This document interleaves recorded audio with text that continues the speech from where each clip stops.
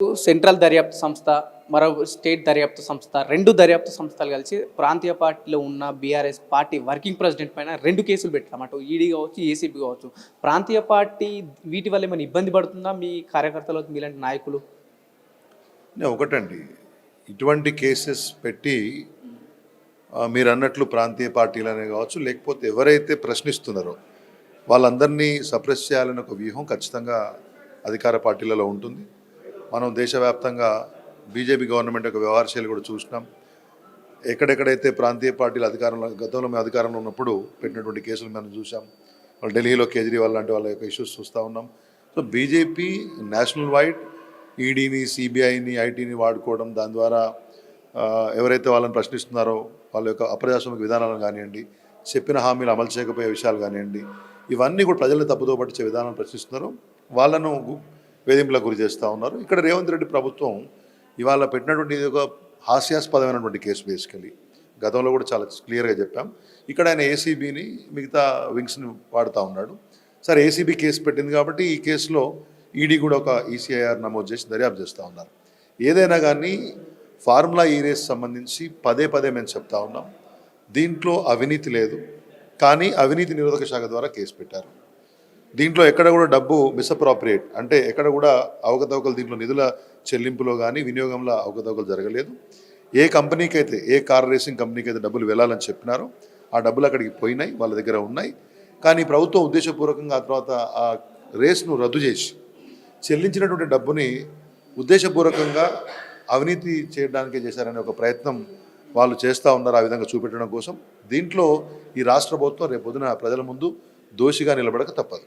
అంటే రెండు తెలుగు రాష్ట్రాల్లో కూడా ఒక తెలంగాణకు సంబంధించిన పార్టీ దాదాపు 540కి పైగా సీట్లున్న వాళ్ళు ఎందుకు జాతీయ పార్టీలు ఒక ప్రాంతీయ పార్టీకి భయపడాల్సి వస్తుంది అంటే ఏం చెప్తారు? అంటే ఒకటి, ఎవరు కాదన్నా అవునన్నా తెలంగాణ రాష్ట్రంలో బీఆర్ఎస్ పార్టీ అనేది ఒక strong political party. It's a formidable force. ప్రజల్లో బలంగా, ఇవాళ అధికారం కోల్పోయినా కానీ ప్రజల్లో బలంగా ఉన్నటువంటి ఒక పార్టీ. 39 మంది ఎమ్మెల్యేలు, సరే 10 మంది పోయినా కానీ టెక్నికలీ దే ఆర్ ఎమ్మెల్యేస్.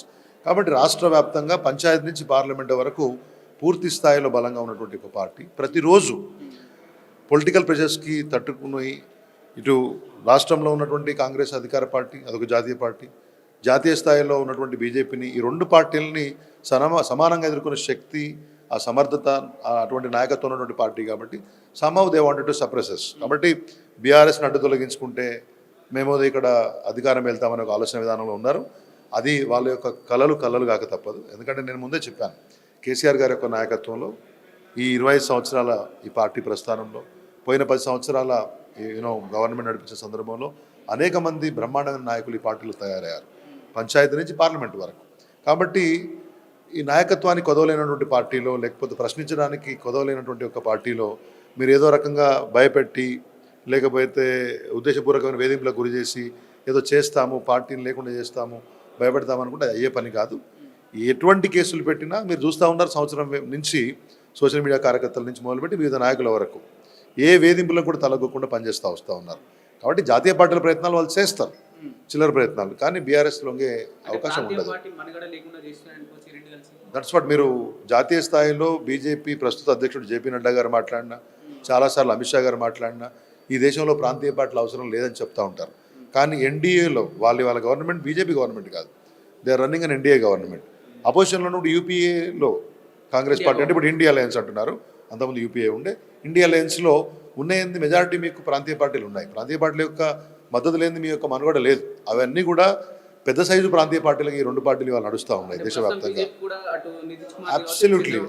ఇప్పుడు నితీష్ కుమార్, చంద్రబాబు నాయుడు, ఆఖరికి పవన్ కళ్యాణ్ లాంటి వాడిని కూడా ఇవాళ వాళ్ళు మద్దతు కోరి ఆయన యొక్క చల్లని చూపుల కోసం దేవరించాల్సిన పరిస్థితి వస్తూ ఉంది.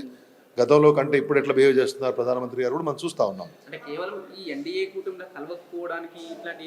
అంటే ఒకటి గుర్తుపెట్టుకోండి, ఏ పొలిటికల్ పార్టీకి వాళ్ళకి ఆ వ్యూహం ఉంటుంది.